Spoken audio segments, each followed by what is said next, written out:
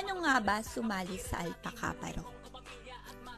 Marami ang nagtatanong kung paano sumali o maging miyembro ng Alpaca Paro.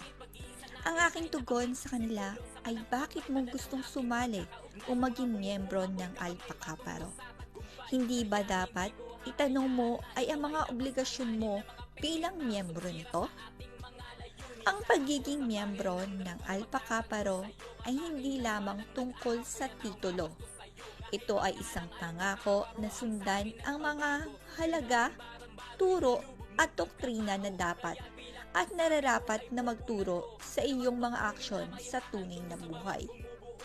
Hindi ito tungkol sa pagiging bahagi ng isang grupo. Ito ay tungkol sa pagkakaroon ng filosofiya na nagtataguyod ng pagkakaisa, pagkakaibigan at paglilingkod sa komunidad.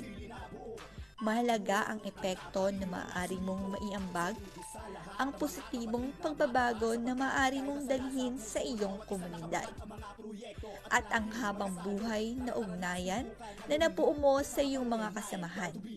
Ito ay tungkol sa pangunawa at pagtupad sa mga prinsipyong kinakatawan ng Alpaca Paro. Mga halagang tulad ng liderato, integridad at pananagot sa